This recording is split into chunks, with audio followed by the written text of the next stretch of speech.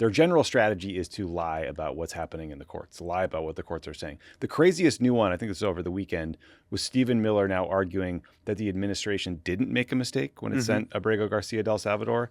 The Solicitor General said it was a mistake. The Supreme Court wrote in its opinion that it was a mistake. DOJ has admitted it was a mistake at every single hearing, but Miller is now just gaslighting. Welcome to Pod Save America. I'm John Favreau. I'm John Lovett. I'm Tommy Vitor. On today's show, we're going to talk about the latest developments in Trump's war on the media and the latest in Trump's war on the global economy. I'll also be talking to Bloomberg's Joe Weisenthal about the impact of Trump's tariffs on the U.S. economy and how all of this could shake out. But let's start with our most cheerful topic, Trump's war on the Constitution, specifically his government's illegal renditions of innocent people to a foreign prison. On Monday morning, Trump hosted an Oval Office press conference with the president of El Salvador, Nayib Bukele, who oversees the notorious 40,000-person torture dungeon known as SCOTUS, where Trump has been sending people who the government says are gang members, assertions they're making without offering any evidence or allowing any hearings. The meeting came just a few days after the Supreme Court issued a ruling on the case of Kilmar Abrego Garcia, a Maryland father and husband of an American citizen, who the government mistakenly and illegally sent to the El Salvador prison, a fact that multiple Trump officials admitted in court, including Trump's Solicitor General. The SCOTUS ruling, in which there were no dissents, said that a lower court's order, quote, properly requires the government to facilitate Abrego Garcia's release from custody in El Salvador and to ensure that his case is handled as it would have been had he not been improperly sent to El Salvador, end quote. The Trump administration has responded by making the argument in court and in public that actually they have no legal obligation to facilitate Garcia's release, and they interpret the Supreme Court's ruling to mean that the U.S. only has to allow Garcia back into the country if El Salvador chooses to release him. Here's Trump and Bukele talking about this in the Oval today, joined by Stephen Miller. Do you plan to ask President Bukele to help return the man who your administration says was mistakenly deported? The man who was mistakenly deported to El Salvador? What was the ruling in the Supreme Court, Steve? Was it 9-0? Yes, it was a 9-0 in our favor. In our favor against the district court ruling. The ruling solely stated that if this individual at El Salvador's sole discretion was sent back to our country, that we could deport him a second time. Well, no version of this legally ends up with him ever living here. Can President Bukele weigh in on this? Do you plan to return him? Well, I'm supposed to suggesting that I smuggle a terrorist into the United States, right? How can I return him to the United States? Like, I smuggle him into the United States, or what do I do? Of course, I'm not going to do it. Well, Mr. President, you said that if the Supreme Court said someone needed to be returned, that you would abide by that. You said that on Air Force One just a few days ago, and they said that it must be facilitated. Why don't you just say, isn't it wonderful that we're keeping criminals out of our country? Why can't you just say that? Just incredibly dark and infuriating. And I mean, they lie all the time, but Stephen Miller's just complete lie about what is in the Supreme Court ruling and what it says is just shocking. Just making up quotes, making up assertions from the Supreme Court ruling. What did you guys make of the discussion in the Oval about this and how the administration is responding to the Supreme Court? A few thoughts. I mean, I thought it was notable that Trump himself doesn't seem all that comfortable talking about the details. He deferred to Pam Bondi, he deferred to Stephen Miller. Even sad little Marco Rubio decided to weigh in because he couldn't bear being left out. But yeah, I mean, your point that their general strategy is to lie about what's happening in the courts, lie about what the courts are saying. The craziest new one, I think this was over the weekend, was Stephen Miller now arguing that the administration didn't make a mistake when it sent Abrego Garcia to El Salvador. The Solicitor General said it was a mistake. The Supreme Court wrote in its opinion that it was a mistake. DOJ has admitted it was a mistake at every single hearing, but Miller is now just gaslighting. Miller also said, I think it was on Fox News, that the gang that was threatening Garcia no longer exists, therefore it's not a problem to send him to El Salvador. I don't know if that's true, but if it is true, it's because all those gang members are now in the prison where they sent this man to rot wrongly based on a mistake. So they're also just looking to find every loophole or technicality to avoid doing what the court says. Like, we're debating what the meaning of effectuate or facilitate means. And then finally, I mean, watching Trump and his team, watching Bukele sit there sneering, smugly laughing, enjoying it all, made me feel like, and I talked to a very smart immigration lawyer today who said something similar, that it seems very unlikely the courts are going to be able to get Abrego Garcia back. because ultimately the courts will say the U.S. government can't order Bukele to do something. They can't order El Salvador to do something. And I think that what that says is that the only thing that we can do is keep up the public pressure, keep talking about this, keep this story in the news, because Bukele's line is like, "Oh, I'm not going to smuggle a man back into the United States." That's not what has to happen. Bukele needs to let Abrego Garcia out of prison, then he can buy a plane ticket and fly to the United States. It's just that simple. But what he's content holding a man in prison who is not even accused of committing a crime in El Salvador because he left the country when he was 16 years old. Yeah, so I feel like we've rightly focused on trying to fix this right away, and then the larger implications of it in terms of what it means if the president can send someone to a foreign gulag, and then because that gulag is on foreign soil, basically wash his hands of any responsibility. And that is terrible. I do think we're just skipping over a little bit what we need to learn about how depraved these people are. Because it's so baked into our understanding of Trump and Stephen Miller and now Marco Rubio and all of these people that they are cruel and inhumane, that we don't really pause to say, don't you want to fix this? Yeah. Even by your own standards, even by your own claims about the implications of this policy. Well, their claims are that he's a foreign terrorist. But they know that that's a lie, right? They know it's a lie. They're doing a kind of, they're prevaricating, they're playing games with the courts, they're outright lying about what the court has ruled or about the facts of the case. But they know those statements aren't true. They know that this person was sent in error, and they really don't care.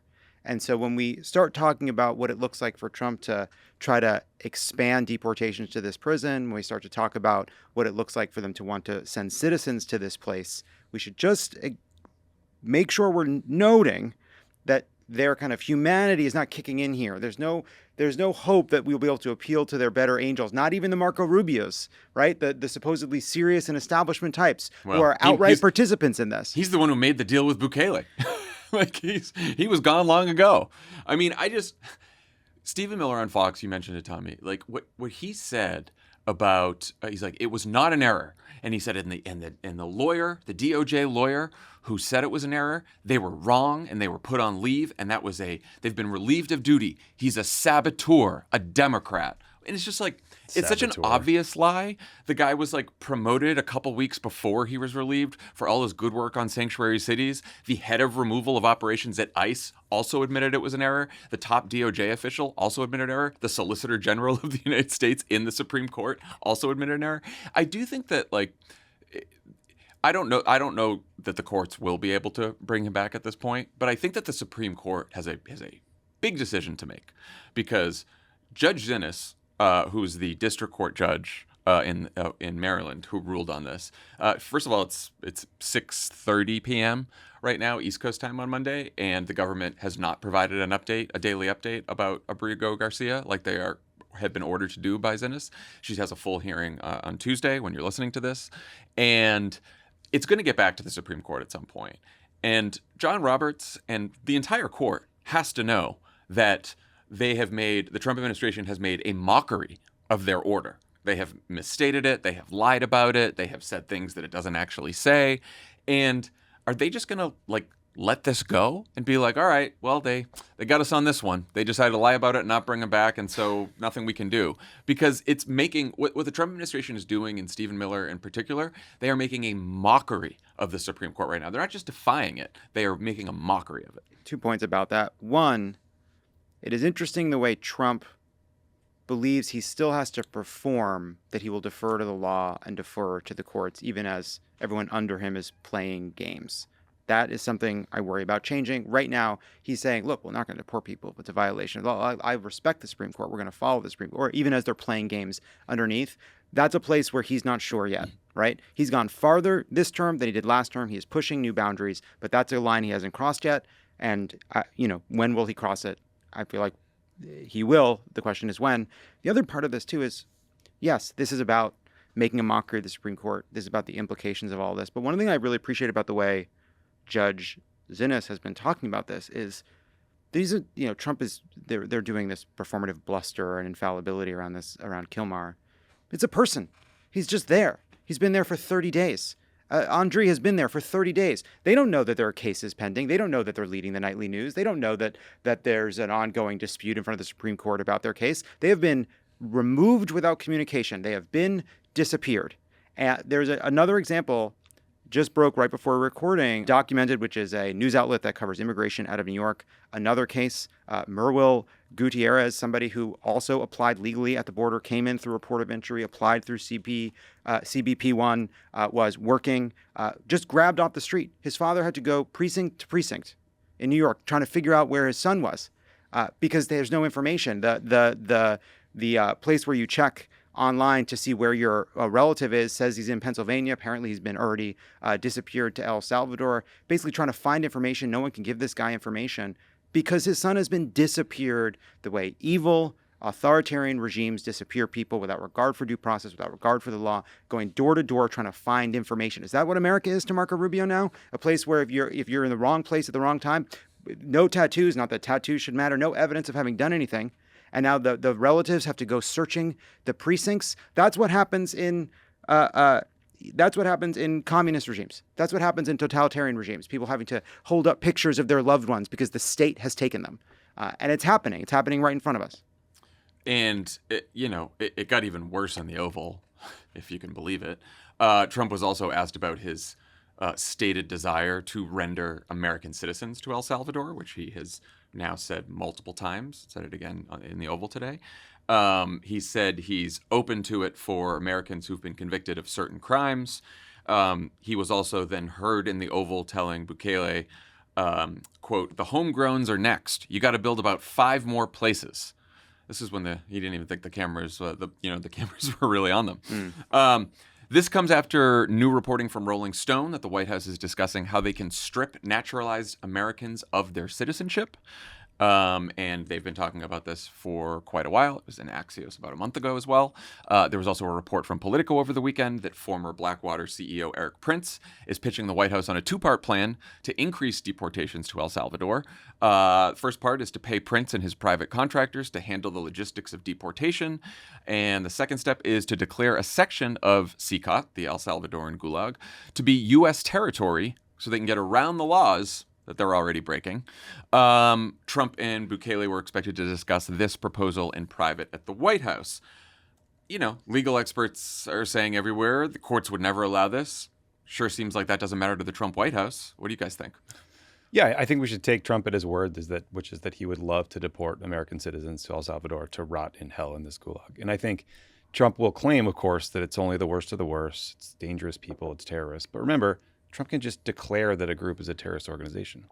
Pam Bondi called vandalism of Teslas domestic terrorism. So it's not at all difficult to imagine the White House declaring that protesters or political enemies are terrorists who thus need to be sent to El Salvador because we can't possibly have them here, especially if it is in the wake of some kind of domestic terror attack or major incident, because there's always a crackdown on civil liberties in those moments. And so we might be a long way from this happening. It might sound hyperbolic. Of course, the courts would have a word.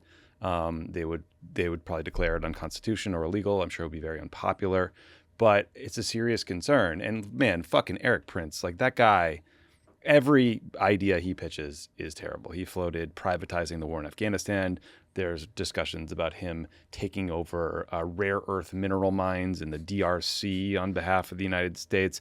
Like, again, them deciding that part of this prison in El Salvador is actually U.S. territory and therefore it's legal to send U.S. citizens there, that is made up legal thinking. It will never fly in a court of law or public opinion, I don't think, but it doesn't mean that they won't do it. Look at the pattern around what has happened with non-citizens being sent to this place, which in violation of the law. It's a surprise. They move quickly. Some are there's evidence against some, no evidence against others. They're filling these planes. They're trying to stay ahead of the courts, and then the courts intercede to try to slow it down. The Trump administration plays games, and El Salvador is basically just a big pit they throw people in. Once they're in the pit, they can't do anything to get them out of the pit. My question is, are citizens going to be subjected to this before the courts intervene or not?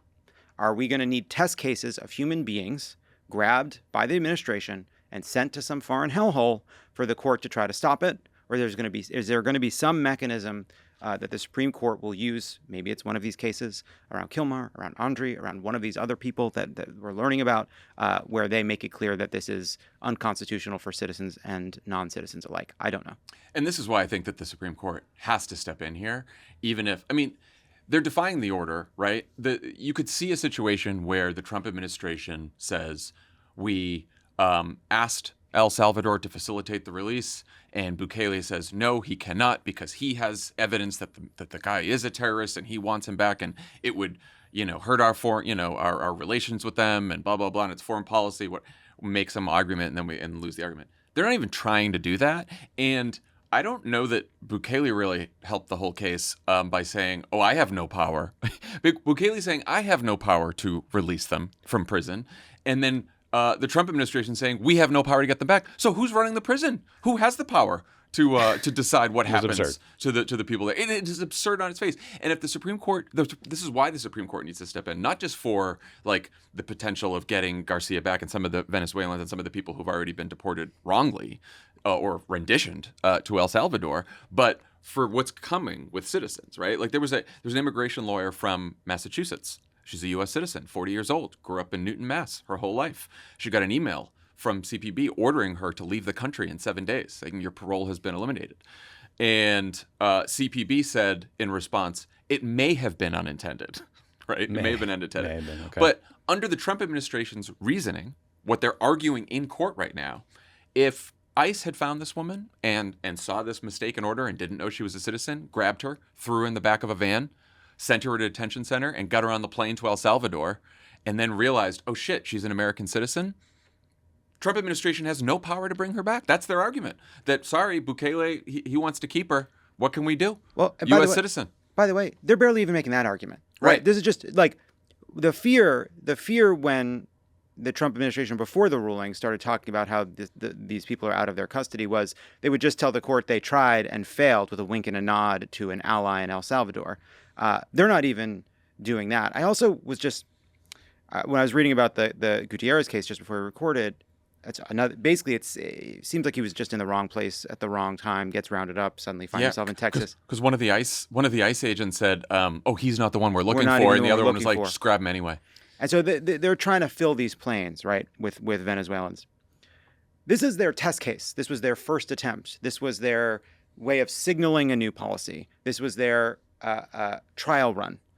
Do we really think they're going to make fewer mistakes when they're doing more plane loads of people, when they're doing thousands of people, not hundreds of people? Do you really think they're not going to make more mistakes when they've dispatched even greater numbers of ICE agents to try to round up more people? Well, the Washington Post reported that the goal for 1 year is 1 million people. Right. Stephen Miller is like the guy driving the organization every single day to deport 1 million people this year. So we also have some updates on the case of Rümeysa Öztürk, the Tufts University PhD student from Turkey who masked agents grabbed off the streets of Somerville, Massachusetts, threw into the back of a van, and sent her to a detention center in Louisiana. On Sunday, the Washington Post's John Hudson reported that an internal State Department memo from before Öztürk's detainment said there was no evidence that she had engaged in any kind of anti-Semitic or pro-terrorist activity or rhetoric. As the government is claiming, she simply signed an op-ed that criticized Tufts for its response to Gaza. So Benji Sarlin at the Post responded to the story with a post that asks, are they incompetently picking horrifyingly weak test cases or deliberately bringing them to scare the largest possible number of people? What do you guys think? Because I find it hard to argue at this point that it's the former and not the latter. So ProPublica has this piece up about her detention that's worth reading, and it sounds like what happened was Öztürk was doxxed by this group called Canary Mission, this right-wing pro-Israel group. They have this anonymously run website. They dox students, they dox teachers, and organizations that are ostensibly, or they claim, are hostile to Israel. There's even reports that Canary Mission has ties to Israeli intelligence. But her sin here, as you said, was she was one of 4 co-signers of an op-ed in the Tufts student newspaper. It criticized the school for refusing to, quote, divest from companies with direct or indirect ties to Israel, and, quote, being dismissive of the Senate, the collective voice of the student body. Like, the whole thing was pretty banal. It was just a bunch of policy demands. So I don't think they are bringing purposefully weak cases. I think the overwhelming majority of cases are weak because we are talking about completely reasonable free speech that has been demonized by groups like Canary Mission because they want to scare people out of criticizing Israel. And then broadly, the administration is now undergoing this effort to strip student visas from these kids because they want to terrify people into leaving the country, never coming here at all, not speaking up at the first place, and just intimidating them. Well, it's working because, travel and tourism to the United States is cratering. Including from Canadians. Yeah, I mean, one of the Well, and what you said, though, Tommy, about Canary, right, is think about this administration now and who it's filled with. It is filled with people from right-wing media fever swamps. And so, of course, the sources of their information, their intelligence about who's a supposed terrorist and who's a danger to the country are coming from, random people who are doxing other people and right-wing fever swamps and all that bullshit. So, they probably think, well, I read this somewhere on some post from some right-wing blogger, so I guess it must be true. Yeah, in the letter that the Trump administration sent to Harvard with their list of demands to get federal funding, one of them is around international admissions. By August 2025, the university must reform its recruitment, screening, and admissions of international students to prevent admitting students hostile to the American values and institutions inscribed in the U.S. Constitution, ... including students supportive of terrorism and anti-Semitism. They are putting pressure on these schools around international students. First of all, that's just a lever because a lot of international students pay full price. But also, I do think I think they just want brown students to be especially well behaved, right? If you're from an unsavory part of the world, you're here as our guest. We don't want to have any Muslims on campus acting as if they're anything other than lucky to be here. And if you step out of line even a little bit, you will pay. And I do think that's true. That's guiding all of this. True, but plenty of people from other countries who are not brown are also getting swept up in this. And I'm only saying that because this is a larger issue than they don't want anyone here in this country. I do think that they look at somebody. Germans, Canadians. I mean, but they look at somebody. I bet they like the Germans. Let's be real. Yeah, the Germans. That German guy got beat up at Logan. There is something I think they just they see Arab students or students from the Middle East protesting in the U.S. and it just makes them angry. And I do think that that's part of it and why they don't really give a fuck. I do think I think it's actually, just to answer your question, I think some of these are signal cases. They're grabbing people for the sin of writing op-eds. They are sending a message. They are also haphazard, cruel, feckless, and other peoples are getting swept up in their incompetence. I mean, the most dangerous force in human history is a cruel bureaucracy that doesn't care about the consequences for the people it's hurting. And I will just say again, I saw Chris Van Hollen, senator from Maryland, today say that he was going to demand a meeting with Bukele while he's in Washington this week, and if not, he will travel down to El Salvador himself. Good for him. Which is great. That is the best thing I've seen from a Democratic politician. I saw Senator Padilla, our senator from California, post something about this. Schumer has a comment about this. A bunch of House members have a comment about this. Still not enough in my view. There's still a lot of senators, Democratic senators, who are still just tweeting about tariffs and Medicaid and all the other stuff and not talking about this. And it just feels like a real emergency. And it's about so much more than this one person from Maryland. This is just the case that because the government admitted they made the error, it's the most obvious case that went to the Supreme Court. But the idea of Trump saying, I want to send citizens there, this is the moment for all the elected Democrats to get out there and make a huge deal about this. I think. I don't know.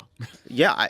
The other part of it too is there's still a lot of can he do this? No, he cannot send U.S. citizens to a foreign gulag. We have rights. We have rights under our Constitution. He does not get to abrogate those rights. He does not get to pretend the Constitution doesn't exist. And the question is, what are we going to do to make sure that those rights are protected? And also, non-citizens have the right to due process. Period. Paragraph. Yeah. Today's presenting sponsor is Simply Safe Home Security. The news cycle may feel relentless, but worrying about your home security doesn't have to be. Whether you're following the latest political updates or need a break from the headlines, Simply Safe provides proactive protection so you can enjoy some daily peace of mind. I love Simply Safe. I set up a Simply Safe myself. The app is great. The system is great. It's easy to do, completely reliable, great customer support. Highly recommend it. With Simply Safe, millions of Americans enjoy the new standard in home security and greater peace of mind every time they arm their system when heading out in the morning or when locking up each night. Traditional security systems only take action after someone has already broken in. That's too late. Simply Safe's Active Guard outdoor protection can help you prevent break-ins before they happen. If somebody's lurking about or acting suspiciously, those agents can see and talk to them in real time, activate spotlights, and even contact the police all before they have a chance to get inside your home. No long-term contracts or cancellation fees. Monitoring plans start affordably at around $1 per day, 60-day satisfaction guarantee, or your money back. Visit simplysafe.com/crooked to claim 50% off a new system with a professional monitoring plan and get your first month free. That's simplysafe.com/crooked. There's no safe like Simply Safe. Pod Save America is brought to you by Walmart. Did you know that more than 75% of Walmart managers started in hourly roles? Walmart's $1 billion investment in its workforce helps prepare associates for jobs with greater responsibility and higher pay, with or without a degree. Learn more about the associates earning promotions every day at walmart.com/spark. That's walmart.com/spark. WALMART.com/SPARK. So the only reporter who pressed Trump and Bukele about the renditions was CNN's Caitlin Collins, who was at first denied a question. And then when she did finally ask them, she was attacked for asking her questions by Trump, Bukele, Stephen Miller, others in the Oval. Even though a federal judge ruled last week that Trump's decision to ban the Associated Press from covering the White House is unlawful, the AP was excluded again from today's Oval Office press pool. And then on Sunday night, Trump took to Truth Social to revive his call for the FCC to strip CBS's broadcast license after watching 60 Minutes, apparently over segments they did about the war in Ukraine and Trump's efforts to take over Greenland. Reminder that Trump also has an active lawsuit against CBS over the 60 Minutes interview with Kamala Harris. You guys surprised the White House Correspondents Association hasn't done more to stand up for the AP, especially after today's stunt? I would say I'm disappointed, but I'm not surprised. I think the White House Correspondents Association never really figured out an effective way to respond to Trump during the first term, and things have gotten exponentially worse. And I think, in fairness to them, it's a very difficult task because the biggest problem is getting reporters from different news outlets with different incentives to take collective action that might harm their interests or their ability to report. And the second challenge is the White House loves the fight. They want to fight with the press. They want to use them as the foil. They want to twist what they do and say in defense of press freedom to make them look biased. And so it's just a lose-lose proposition for these reporters in a lot of ways. And you end up seeing the White House Correspondents Association being like, oh, we're fighting back by wearing a fucking pin. And it just looks so feckless. I think there's a third part that makes it hard, which is the White House is controlled by Donald Trump, and we have seen the way they play games when courts rule, but Donald Trump controls the White House. He controls who's let into that room. And as much as Caitlin Collins is there because of tradition, because she's expected to be there, Trump could decide at any moment to say no. And so it's a little bit of a game of chicken. And I don't think it's wrong to at least consider the possibility that if the press says we're all doing this together, if the AP is not in, we're not in, it will just be the MAGA freaks and boyfriends of MTG in there. I do want to say, like, good for Caitlin Collins. That is hard. She is in that room. She is asking tough questions. She's being jeered at by members of the administration. She's being bullied by the president of the United States for asking completely reasonable questions, trying to keep the conversation focused on actual substantive issues while fucking chuds left and right are like, Mr. President, have you gotten taller? Talk to us about how healthy you are, that kind of question. And that is a hard thing to do. It's hard to stand there and just be kind of just like be jeered at while you're doing your job and asking completely reasonable questions. I saw a couple people saying, like, maybe they all should have banded together when they denied the AP today and been like, all right, we're not going in. But, like, if Caitlin Collins wasn't there today, I don't know that we would have gotten a question about Garcia. Right. Because when he first denied her a question and he went to someone else, I don't know who it was, they asked, like, a fine question about Ukraine, right, and Russia. But I was shocked that the first question wasn't obviously about Bukele and Garcia. And then most of them are just ridiculous questions. So it's like you do need some reporters who are still allowed asking tough questions, but it's a hard challenge. Yeah, I guess I'm at the point where I don't believe the way you challenge Trump is by taking away coverage of him. Like, I just don't think that that's effective. And I don't know what other tools they have. It's not easy, but I do think that we are better off for Caitlin Collins having been there. In the Truth post about punishing CBS, Trump specifically praised FCC Chairman Brendan Carr, saying basically, I sure hope he does the right thing here. What do we know about Carr and what he might do or can do, I guess? Well, I mean, he's the chairman of the FCC. He's a right-wing activist. He wrote the Project 2025 chapter on the FCC. He's known for playing hardball and using all the tools at his disposal to go after media organizations that Trump decides are biased in some way. For example, he's currently or has demanded that CBS turn over all these internal documents about an interview they did with Kamala Harris that Trump was not a part of because Trump says it was unfairly edited. It was utterly ridiculous, but Carr did Trump's bidding there. Carr was also, I believe, spotted recently wearing a golden Trump pin. Did you guys all see this? No. Yes, I did see that. He was wearing It's a like a Trump head. I want us to actually not call it a pin. It was a fucking brooch. It was a brooch. He's wearing a Trump brooch. This fucking is wearing a face on Trump it? brooch. It's Jesus a golden brooch. It is the fucking queeniest fucking thing a person could have. It was drag. He was wearing Trump drag. Was it? So was his face on It the was brooch? Trump's head. face looking up at him. Yeah. It's Cool. unbelievable. So the brooch is obviously the real problem, but the other challenge is that there's a lot of concern that CBS is going to cave to everything Trump wants because they're worried about their parent company, Paramount Global, getting FCC approval to merge with Skydance Media. And Trump has lodged this, I think, $20 billion lawsuit against CBS News. So there's just a lot of lawfare happening. Speaking of corporate media capitulation, you guys see the Michael Wolff story in New York Magazine about how David Zaslav, the CEO of Warner Brothers Discovery, which owns CNN, has approached the White House about steps they can take to get back on Trump's good side? Mm-hmm. Yes, including a fishing show with Don Jr. Because they want more conservaid voices, On but they have CNN. one. They have one in mind, Yeah, they had a list. They apparently had a list. and it was just Don Jr. We had years of worrying about what corporate consolidation in media would mean for journalistic independence, but it was in a world in which people took for granted that the federal government would not use politics to make those decisions. There was ideological differences on mergers.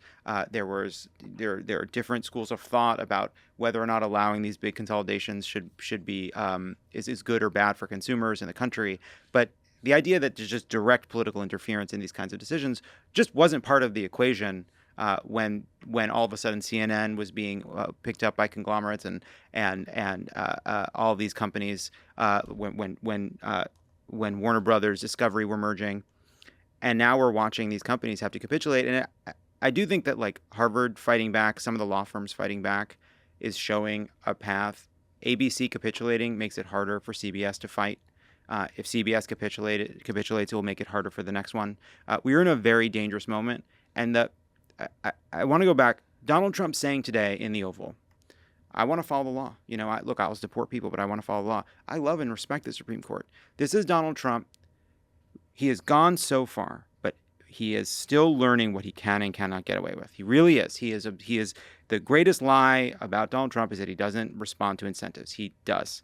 And if CBS capitulates, he will have learned that these tactics work. These law firms capitulating has taught him that those tactics work. When Columbia does it, they go after Harvard. And so it is so like the stakes for CBS and the stakes for the country of them deciding whether or not to capitulate are so enormous. And I just hope the people inside understand that they are, you know, if they give in to Trump on this, they are the next in a line of people in the story of how we no longer had a free press. That is what is at stake. And just it's worth pointing out that this started with no one facing any threat. It was just a bunch of tech CEOs being like, oh, yeah, here's $1 million for your inauguration. And it was Jeff Bezos. According to the story, someone at Warner Brothers Discovery reached out to someone in the, quote, Trump orbit to get advice. And one of the things they pointed to was Jeff Bezos and Amazon buying a Melania Trump documentary for $40 million, which is about $40 million more than it's worth. And what did Bezos get? Bunch of tariffs. A bunch of tariffs. and so, but, Yeah. and like, it just, you know, the source, you could look at that sourcing and think, Trump orbit, what does that mean? That's a little thin. But also, you just got to remember, like, Trump runs his extended universe like a mafia don, because the Wall Street Journal reported today that the guy negotiating all the deals between the Trump White House and law firms that they're pressuring to give what is up to $1 billion worth of pro bono services at this point is Boris Epshteyn, who doesn't work at the White House. Yeah. He has set up his own little whatever MAGA consulting shop. And so you'll end up having Boris Epstein working one side of this deal, companies, law firms hiring like Trump-aligned lobbyists to negotiate on their behalf. Everyone's getting paid off of this, and it's mob shit. It's a lot of people just making the decision to cover their own asses, and like, this is financially better for me, or it's safer, or I got to think about my firm or my college or my company.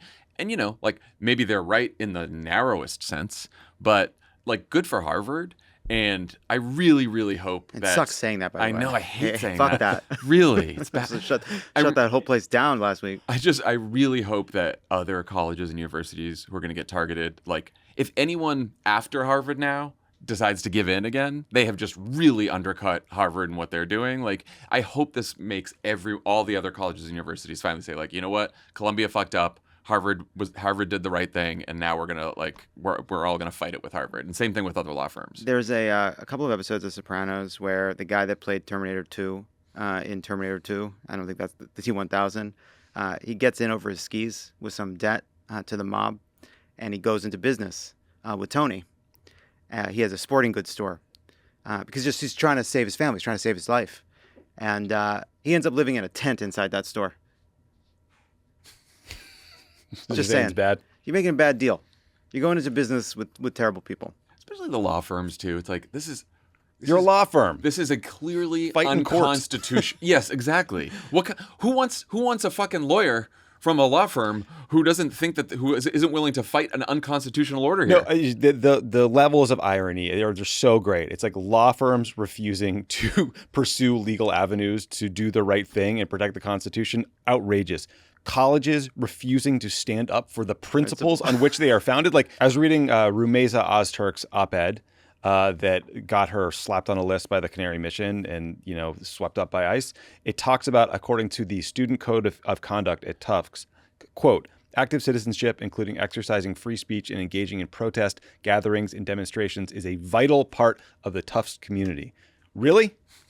Really? You think so? I don't know about that anymore. Well, not according to our government. I agree. And the other part of this, too, is what Trump is betting on is that he is scarier than these law firms' clients. Yes. He's scarier than the alumni. He is scarier than the students. That Trump is betting he is more to worry about than all the people who claim to believe in these values. I'm just thinking about, when I first moved to LA and I was starting out, I had an entertainment lawyer who would negotiate when I was doing scripts. And I saw him, he was a little bit tipsy at a party, and this is the kind of lawyer you want. And he just said, I was selling a script at the time, and he said, Lovett, we're going to pick them up by their ankles, and we're going to shake them. We're going to shake them. That's the kind of lawyer you want. Now he's living in a tent. Yeah. That's the kind of lawyer Really you nice want. tent. You want a lawyer, when glamping. they're at a party, they're thinking about how they're going to shake down these fucking studios. All right, not these capitulating little fucking weasels worrying about their ExxonMobil money. Oh boy, You gotta shake them. That was a good lawyer. He's a great lawyer. Speaking of shakedowns, I'm going to get into the latest on Trump's tariff policy in my interview with Joe Weisenthal. But before that, let's talk about the politics of how the trade war is playing out. According to a CBS YouGov poll released over the weekend, support for Trump's handling of the economy and inflation continues to slide.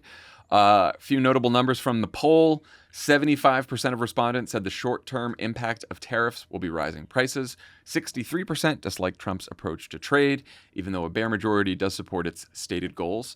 That said, 57% of independents, as well as 84% of Democrats, 9% of Republicans, said Trump does not have a clear tariffs and trade plan. No shit. Yeah. Latest example, over the weekend, Customs and Border Protection issued a notice that exempted electronics like smartphones and computers from the latest round of tariffs. But on Sunday, the administration said those exemptions would be temporary. Trump himself said that, quote, there was no tariff exception announced on Friday, and added these products are subject to the existing 20% fentanyl tariffs. You always want to put a fentanyl tariff on your phone. And they are just moving to a different tariff bucket. Then on Sunday, Trump said that tariffs on semiconductors are coming, quote, very soon. And in his meeting with Bukele on Monday, said there will be some short-lived exceptions for car parts. If you're confused, you're not alone. Here are just a few of Trump's top economic advisors on the Sunday shows, as well as Trump himself on Monday. Those tariffs are temporarily off, but they're going to be coming right back on in another form in a month or so? Or what are you saying? Correct. That's right. That's right. But 90 days could be a rolling deadline, is what I hear you saying. Well, I would not say that. You want to call it exclusion, potatoes. When people talk about the chaos or lack of strategy, whatever, you just go back to day one. Look, I'm a very flexible person. I don't change my mind, but I'm flexible. And you have to be. You just can't have a wall and you'll only go. No, sometimes you have to go around it, under it, or above it. What do you think the lead time is on a new semiconductor plant? 3 days? A couple decades. A couple of days. When was the last time you think Trump touched his toes, speaking of flexibility, or saw them? He goes under, around, over. We got the physical. He's doing great. Yeah, he's Our boy's healthier than ever. 6'3", 224. DK Metcalf stats. Looking ripped. What do you guys make of the polling on Trump's tariffs and his economic approval? Anything surprising? One number that stuck out to me that I liked was who's responsible for the economy. 54% say Trump, 20% say Biden and Trump, with some small percentage saying just Biden still. That's basically 3/4 saying that Donald Trump is now responsible for the economy. The honeymoon is over. There's no more blaming Biden. That's not flying anymore. He owns what is happening. He owns this mess. He owns the high cost of living. He owns the failure to address problems in the economy. 67% of independents say the economy is not in good shape. That is now on him. Yeah, that's right. I mean, I think that jumped out at me too. I think big picture, he still has North Korea numbers among Republicans. Like whatever economic pain they're feeling when they look at their 401ks, they're not blaming him yet, or at least moving away from him. I do think there's some real warning signs when you've only got 40% approval of Trump's handling of inflation. 65% think the tariffs will make the economy worse in the short term. There are big majorities that think that the tariffs, like over 70%, think tariffs will primarily benefit corporations and the wealthy. It doesn't seem like they've done the best branding there. However, the voters are more forgiving when you ask them about the long-term prospects of tariffs. And as you mentioned, if you ask them about kind of Trump's goals versus how he's executing on it, basically, I think about 60% of the country thinks he's going to use tariffs to negotiate, and then he's going to remove them later. And I assume, therefore, they think things will be okay. I continue to think that this is going to be the high water mark for his polling on the economy and on tariffs. I think what has happened is the tariff story has, and a lot of the polling shows this, has broken through like nothing else, right? Everyone has heard about this. Financial news, business news, political news, it's everywhere, right? And so I think people's feelings about what's going to happen to the economy are getting pretty negative, but they haven't yet experienced the higher costs because the tariffs haven't really kicked in, or the higher interest rate. Right? Like the worst of it hasn't happened yet materially to people's lives. And when that happens, I think the bottom falls out, at least for independents and maybe some Republicans. Start feeling. Economically, what's happening right now is businesses aren't making decisions because they can't predict what's going to happen. So they are not hiring or adding or spending or doing CapEx, et cetera. Yep. At some point soon, businesses will start firing.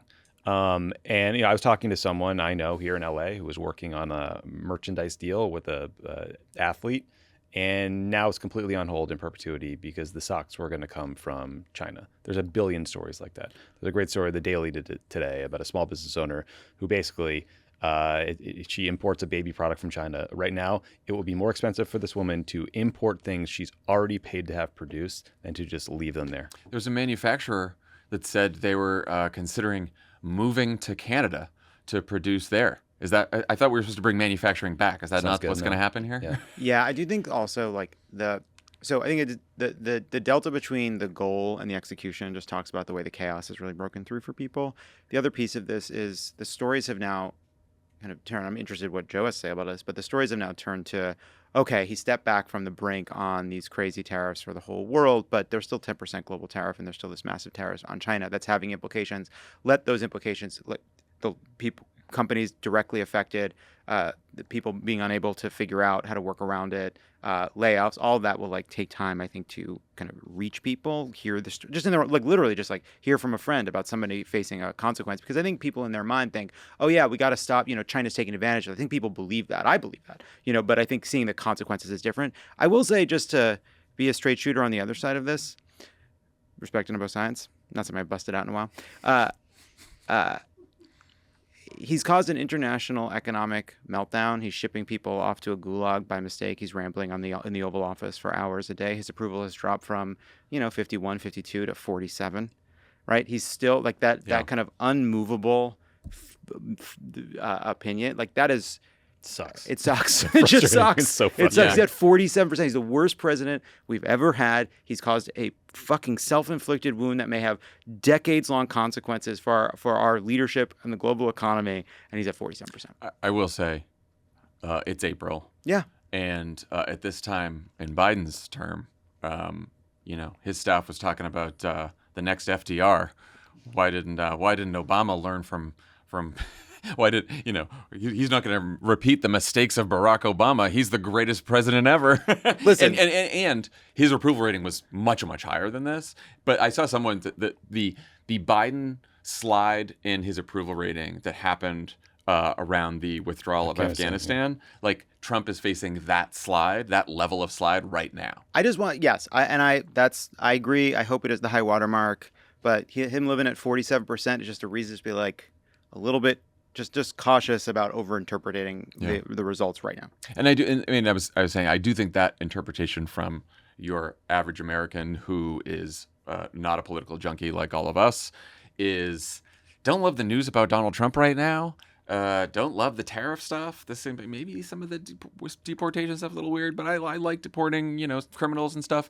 But I don't know. It's a few months. Give him a little more time. See what happens. Let's see how the economy goes. I think that's what they're thinking. Yeah.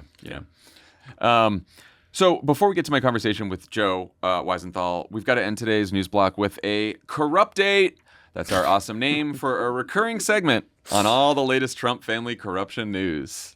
It's really wearing well, I think. Sure. I think it's here to stay. It was the best of the list of options that we had. Yeah, exactly. Today's item is a Wall Street Journal report about the shady crypto exchange Binance, which pleaded guilty to money laundering charges in 2023. Since then, Binance has been banned from the U.S. market and has special government monitors making sure it's not money laundering again. But here's the Journal headline. Binance seeks to curb U.S. oversight while in deal talks with Trump's crypto company. The Journal found that execs from Binance met with Treasury officials last month about getting rid of the monitors and returning to the U.S. market, even as it's considering listing a so-called stablecoin from World Liberty Financial, which is a Trump family money-making endeavor. The Journal says that this scheme could make billions for the Trump family. Tommy, could you help decode the terms here and any sense of how bad this could potentially be? I mean, it's just think about what's happening. It's not just that the Wall Street Journal reported that the Binance folks were meeting with the Treasury Department to talk about loosening oversight of their company while exploring this deal with the Trump administration. The Trump administration has also talked about taking a stake in the Binance U.S. operations. And the crime that Binance was accused of was like money laundering by Iran on its platform, terrorist organizations using it, other criminal organizations. Like it was a massive amount of money laundering happening. And the fine they paid was $4.3 billion. The CEO went to jail for 4 months. And now CZ, the founder of Binance. But not in El Salvador. Not in El Salvador. Not bad enough for that, even though terrorist financing was part of it. In the U.S. So, the CZ, the founder, wants a pardon. They want to get rid of restrictions on Binance from the U.S. government. And according to a bunch of news reports, Binance looked at the treatment of another crypto founder named Justin Sun, who, quote unquote, invested about $75 million into World Liberty Financial, which is the Trump administration's, the Trump family's crypto company. And then, wow, who would you thunk it? The SEC paused their fraud investigation into Justin Sun. So there's just this very clear way you can work with the Trump family organization to get not only regulatory relief, but even personal legal relief for the leaders of these companies. And all of that's on top of the Trump family launching the meme coin right before the inauguration, which basically allows anyone to funnel money into his pocket, because every time you buy a Trump coin or Melania coin, fees go to the Trump organization, and they're collecting hundreds of millions of dollars worth of fees. So there's just this there's this whole set of crypto specific deregulation that's happening. The SEC is dropping investigations into crypto companies. DOJ announced it wouldn't be enforcing certain money laundering cases on crypto. It's just it's like something we should all be watching, both in terms of how people can funnel money to Trump, but also future consumer harm, because a lot of these companies are pretty fucking shady. I'm sure crypto czar David Sachs has a good handle on it. We should just assume that people are bribing Trump, that they're putting money into his account. Part of this ties back into tariffs. We are now in the what industries and what companies specifically get exemptions phase. Trump loves this. Tim Cook, desperate to have exemptions for iPhones. Other companies have billions of dollars worth of business at stake. What is to stop someone from just getting a meeting with the president, talking all about how good they are for the American economy, and then just have to show them on your phone that you made a transfer, and only the two of you will ever know because there's no record, there's no paper trail, and all of a sudden the exemption's lifted. Or you could just do it in the Oval Office in front of a bunch of cameras. They don't care either way. Well, Pambondi certainly doesn't give a fuck. The level of it is just incredible the way in which Republicans in Congress do not give a fuck about how corrupt this administration is. They are the problem. And obviously Trump is the core problem here. But the fact that these Republicans have so just completely abandoned any sense of responsibility to the country, just no sense of obligation to their office, to their state, to taxpayers, to the nation they swore an oath to, nothing, none of it. You see Marjorie Taylor Greene bought the dip? What? There was a New York Times story that she finally reported that she did make a bunch of stock purchases right after Trump's. Marge and I have that in common. That's a bipartisan problem. They need to ban stock trading. But He did tweet it. Well, what did she buy day of? Yeah, the day of the rip. Yeah, I mean, him tweeting 15 minutes before, like it's a good time to buy, probably gives everyone who was insider trading because of information from the administration cover to do whatever they did. Yeah. Well, some people just had a feeling.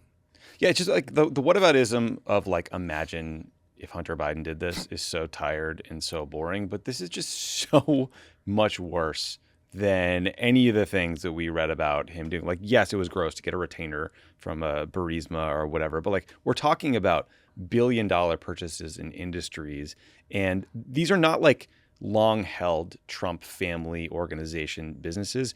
These are crypto companies they started right before the administration so that they could capitalize in moments like this. Yeah. David Foster Wallace gave a great commencement speech once about the importance of cliche. And I know the what if Obama did it, what if Biden did it, and I know it's a cliche. Maybe we got to bring it back. We just got to stop. Like, I know we all roll our eyes in it because we're so like hyper-engaged, fucking broken partisans, but like, what if Obama did it? People would lose their minds. We can't point that out anymore because it's cliche. It's a good cliche.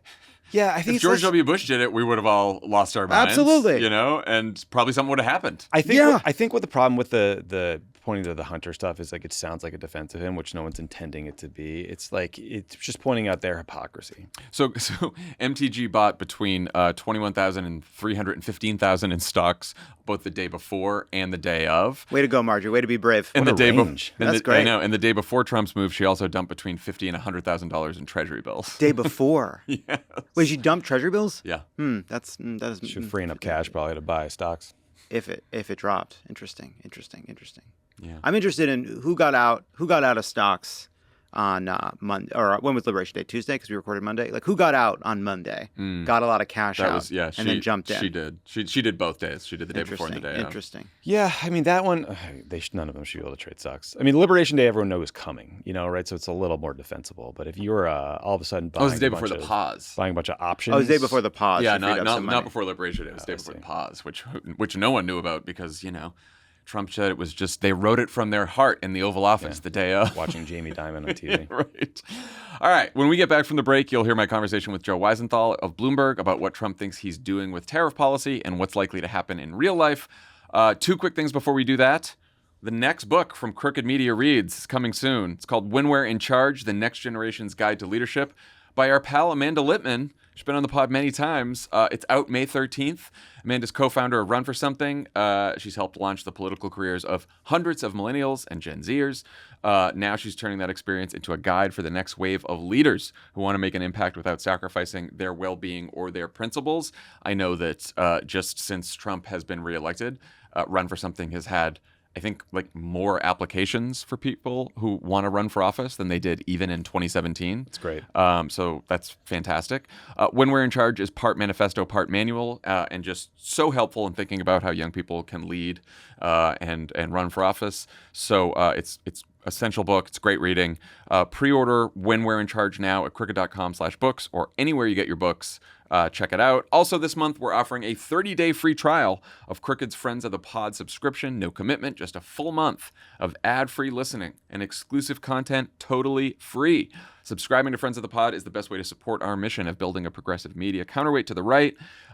You get ad-free episodes of Pod Save America and Pod Save the World, but now you also get ad-free episodes of Offline and Love It or Leave It. Wow. Look at that. Plus, you get exclusive shows like Polar Coaster with Dan. You'll also join our Discord community where you can process and discuss the news with fellow listeners all around the world. Sign up today at crooked.com/friends or directly through Apple Podcasts to start your free 30-day trial. Pod Save America is brought to you by Helix. I love my Helix mattress. I have a Dawn Luxe. It's incredibly comfortable. Just yesterday, I was thinking about how nice it is at the end of the day to get into my linen sheets on my beautiful Helix mattress. It's so nice to have a nice bed. It's a gift you give yourself. Also, I got a Dawn Luxe because I sleep on my side, I sleep on my stomach, and it's just super comfortable. So I highly recommend it. How will you know which Helix mattress works best for you and your body? Take the Helix Sleep Quiz to find your perfect mattress in under 2 minutes. That's what happened when I took the Helix Sleep Quiz, got that Dawn Luxe. The Helix lineup offers 20 unique mattresses, including the award-winning Luxe and Ultra Premium Elite collections. Helix Plus, a mattress designed for big and tall sleepers. Helix Kids, a mattress designed for growing bodies, endorsed by child sleep experts. Helix knows there's no better way to test out a mattress than by sleeping on it in your own home. That's why they offer a 100-night trial and a 10 to 15-year warranty to try out your new Helix mattress. Plus, your personalized mattress is shipped straight to your door free of charge. Go to helixsleep.com/crooked for 20% off site-wide. That's helixsleep.com/crooked for 20% off site-wide. helixsleep.com/crooked. Pod Save America is brought to you by Quince. Vacation season is nearly upon us. This year, treat yourself to the luxe upgrades you deserve with Quince's high-quality travel essentials at fair prices, like lightweight shirts and shorts for $30, pants for any occasion, and comfortable lounge sets with premium luggage options and durable duffel bags to carry it all. The best part, all Quince items are priced 50 to 80% less than similar brands. By partnering directly with top factories, Quince cuts out the cost of the middleman and passes the savings on to us. And Quince only works with factories that use safe, ethical, and responsible manufacturing practices and premium fabrics and finishes. We love that. Just yesterday, I was looking at Quince because Passover's coming and I have to have a lot of stuff, and I don't have any kitchen utensils or serving things, and a lot of family coming. And so I went to Quince and they have amazing stuff. So I'm going to click purchase on a cart for Quince literally after we record these ads. So that's just a fact about me and how much I like Quince. Whether it's for Pesach or a trip to Positano, try Quince. For your next trip, treat yourself to the luxe upgrades you deserve from Quince. Wouldn't it be nice to go to Positano? I don't even know what that is. It just sounds fancy to me. Go to quince.com/crooked for 365-day returns plus free shipping on your order. That's QUINCE.com/crooked to get free shipping and 365-day returns. Quince.com/crooked. Joe Weisenthal, welcome to the show. Thanks for having me. You know the economic news isn't stellar when I have to turn on notifications for your Twitter feed. People are calling me up who normally don't call me up. I was like, okay, that must mean that there's, at a minimum, a lot of volatility in the market. Yeah. Though obviously, there's a lot more going on than just that. I want to start with your 30,000-foot view of where things stand right now. We are recording Monday afternoon, California time. It seems as if the markets have stabilized a bit after the last 2 weeks, but how are the business and financial worlds feeling about this trade war and how it might affect the economy? Yeah, I mean, I think at a minimum, there is this view that for a long time, the quote rules, they always say businesses want certainty, that businesses hate uncertainty. These are cliches, but there's probably always some truth to why these are cliches. At a minimum, we're in a period of a high degree of uncertainty about what the trading relationship between the U.S. and the rest of the world is going to look like. And at a minimum, you would think that, okay, this is not an environment in which businesses are going to be inclined to make new investments, open up new factories, open up new locations, expand headcount, et cetera. I think the general perception is it's worse than that. So that would be the minimum, is that you have this sort of period of uncertainty where there's no new expansion. But, you have the hit to the stock market. You have major new costs coming through. I mean, this is something of an instantaneous supply shock, probably not quite on the order of the COVID supply shock, but a supply shock nonetheless. You have the rise in interest rates that we've seen over the last several days. That's going to affect borrowing costs. It's going to affect the housing market. That's going to affect the car market, other areas of corporate finance. So that probably has a tightening and negative effect on actual activity. So it's really not just a market story, even though everyone's watching the charts on their screen. That's sort of what's getting the immediate attention, because we really haven't had like the hard data, so-called, hit that really shows what's been going on in the economy over the last few weeks. Trump's top economic advisor in the White House, Kevin Hassett, he was on Fox today saying that there's no chance at all of a recession happening in 2025. Is that believable to you? Yeah, I mean, I don't know how anyone could say that ever. I mean, in any condition, right? In any condition, I don't know how anyone could ever say there's no chance at all happening. And when you look at just the degree of tightening that we've gotten in financial markets, and by tightening, I mean, like, if you're issuing equity, that's gotten more expensive because the price has gone down. If you're issuing credit, not only have you seen yields rise, you've seen credit spreads rise.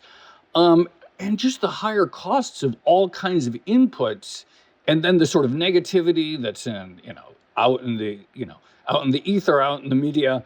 It's hard for me to believe that there is literally no chance at all of a recession. Even, I would say actually there are some people who think that a recession has started already, right? Larry Fink, the CEO of Blackstone, said, I think about a week and a half ago, that the CEOs he talks to think the recession has already begun. Charlie Gasparino, who works for Fox Business, said he talks to CEOs who think that a recession is either imminent or has perhaps already begun. If you look at the betting markets, there's like at least a 50% chance, according to people with money on the line, that a recession has begun. So the idea that there's no chance at all of a recession in 2025 strikes me as a little bit implausible.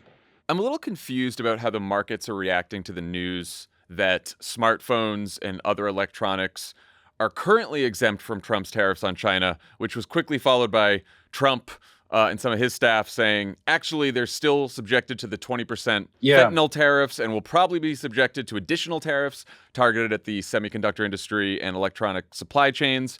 What did you make of all that and the market reaction to that today? I mean, there's an extraordinary amount of uncertainty, obviously. I mean, look, I guess the market presumes that there is not going to be 145% tariffs on iPhones.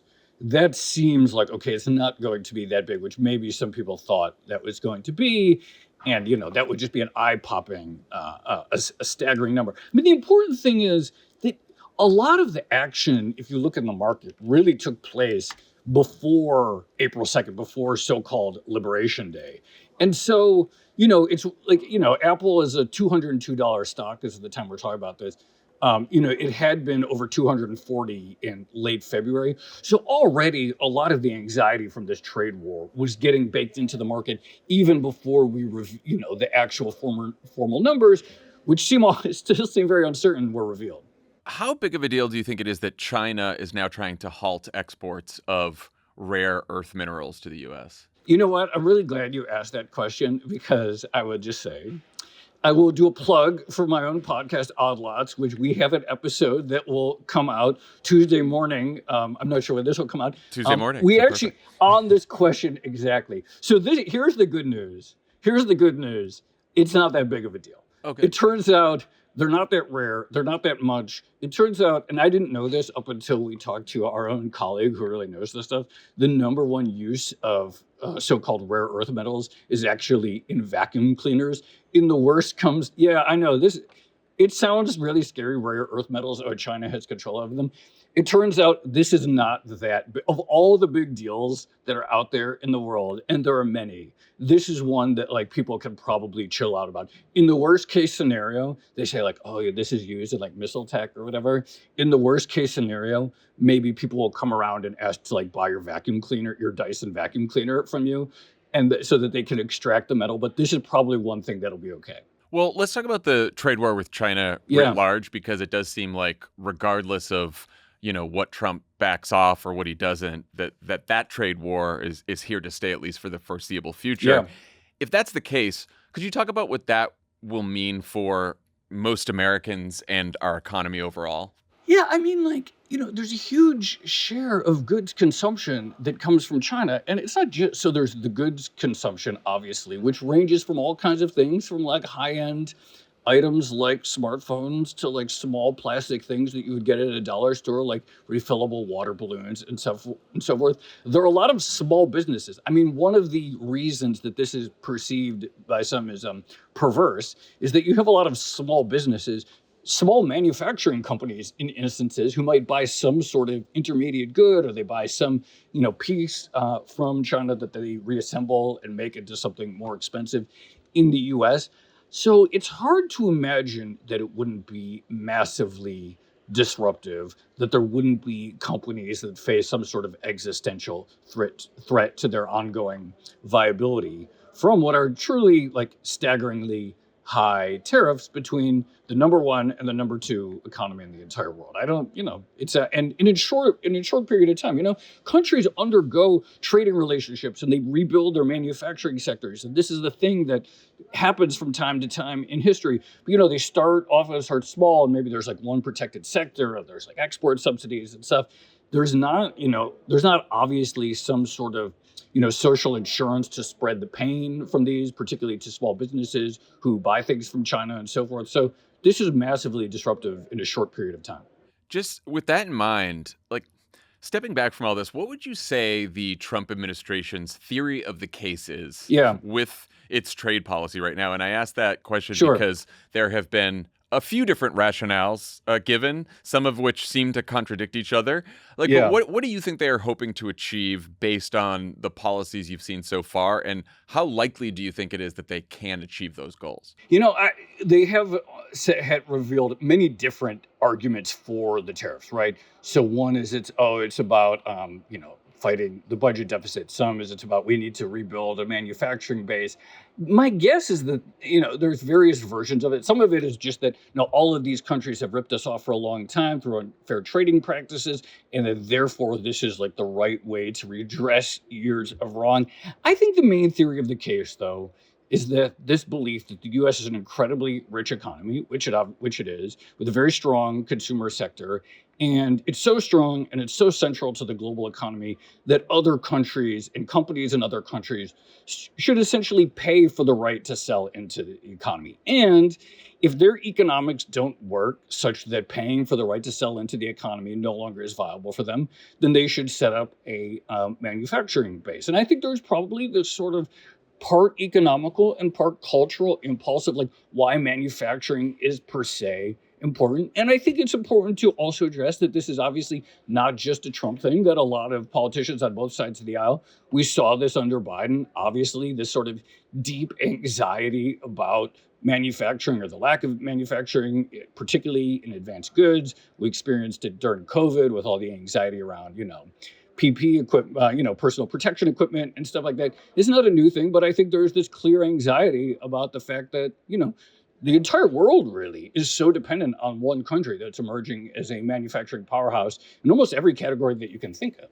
What's your best guess on what's going on with the bond markets and the weakening dollar? I think there's two things. It's a really good question. My co-host of the podcast, Tracy Alloway, has written a lot about this. I would say there's two things going on right now. It does feel like, to some extent, there is this general flight out of U.S. assets. And so we have this sort of trifecta of the stock market going down, the dollar going down, the treasury market going down. And so people look at the U.S. and they start to question, is the U.S. a place where I want to park my marginal dollar?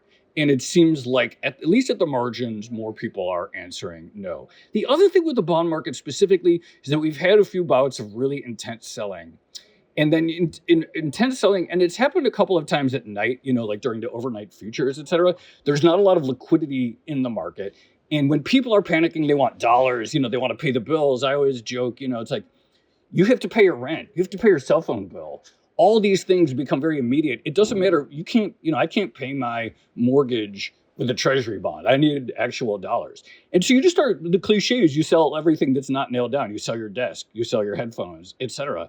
And so I think it's like rumblings of that, where there's this like very acute sense of anxiety, where it's like, I just want to survive to the next day. I just want to survive to the next month. And treasuries are one of the things in the menu of things that you can sell treasuries are one of the things that's available to you. So you think it remains to be seen whether this is a consequence of the instability we're facing right now, or a longer-term trend away from the U.S. based on just the unpredictability of the Trump administration's policies? Yeah, I mean, look, I do think it's probably too early to say, but look, there are other signs of it too, of this sort of like, the U.S. is turning away from the rest of the world in sort of very straightforward ways. That's what tariffs do. And you see various ways that the rest of the world is turning away from the U.S. You see it in the drop of, I tend not to put a ton of stock in like polls of how people think about the U.S. at any given time, but they're way down. We see tourism way down from other countries already. That's already hit.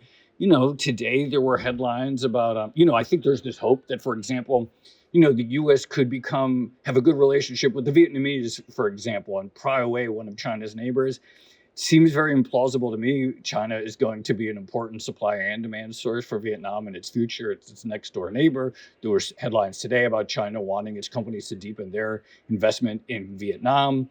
So, I think you look at Europe, you saw the Prime Minister of Spain already talking about deepening its relationship with China and so forth. So I think there's certainly a risk that just as we're turning away from the rest of the world, that the rest of the world rethinks its relationship with us. Because you follow this, every second of the day, you've seen all the headlines and all. There's a lot, there's I'd say there's been a fair amount of panic, or at least people making proclamations that like this reminds me of COVID, or this reminds me of 2007 and 2008, or this reminds me. Like, where are you on the scale of this is a development that we should really be concerned about, or maybe this is just, just some instability now and things will level out? I started my career as a financial journalist in 2008, October 2008 specifically. So, the collapse of Lehman Brothers and the failure of authorities then to sort of stem that major bank run was always, to my mind, the sort of defining event of my career. And, I always thought it would be. And COVID for a second seemed like it could be that as well. But, then obviously there was a pretty forceful economic response. And I, like a lot of people, were surprised to some extent the degree to which something resembling normalcy or something resembling the pre-COVID life came back to the pre-COVID economy. And it actually came back extremely fast. This feels really different to me, because this feels really different than 2008. And I think it's certainly plausible that it's a bigger deal than 2008. I don't know if it's going to be a bigger deal in terms of unemployment per se, because I don't, it's different. But the idea, this seems like one of those bells that's hard to unring, because even, the tariffs are still here. They don't seem like they're going anywhere. In theory, the tariffs could be totally reversed, but it's hard to imagine the president credibly committing to never using them again, right? This is the problem. He could completely reverse the tariffs tomorrow, and then he could reverse himself the next day. And so I think people have really woken up to this idea that the relationship that the U.S. will have to the rest of the world, that, to some extent had just been taken for granted, for better or worse, over the last, several decades, may not be the same again. Yeah, and that's something that could outlast Trump as well. And I don't think that's really sunk in yet. Yeah, it's definitely. Look, Trump really, maybe the word is credit, but it was his administration in 2016 that sort of heightened this anxiety about China in general. And then there was a lot of carry through to the Biden administration. I remember in the 2020 primaries, wondering and with candidates, are you going to keep the then existing China tariffs? And it was a remarkable amount of continuity. In fact, I would say it was probably the most bipartisan consensus of any topic I could think of is this view that we have to change our relationship with China, that China is some sort of existential threat, whether it's economically or perhaps military, et cetera. Probably one of the most bipartisan views that there is. And, I think by and large, Democrats probably at this point would say, no, let's roll back the tariffs. But in general, right? But I do think the relationship with China is probably on some level never going to go back to even the sort of 2020, even the Biden era environment. Yeah, and I also keep thinking that even if they announce, dozens of deals with all the rest of the countries to get rid of the reciprocal tariffs, he seems like he's pretty intent on keeping the 10% universal tariff. And then it does feel like that. It seems like these China tariffs are also here to stay as well. So. Yeah, and maybe, the thing I keep thinking about, and people talk about these deals, and the White House says all these countries have lined up, and you hear Wall Street people say, make a deal, announce a deal, and so forth. And the thing that I keep wondering about, which I've never seen, is what does a supposed deal even look like with any of these countries? Because the truth of the matter is, that chart that they came up with on April 2nd, Liberation Day, was essentially this made up formula. That was not a real measure of existing trade barriers. And in a lot of cases, they're like, oh, it's not just tariff, but it's non-trade barriers.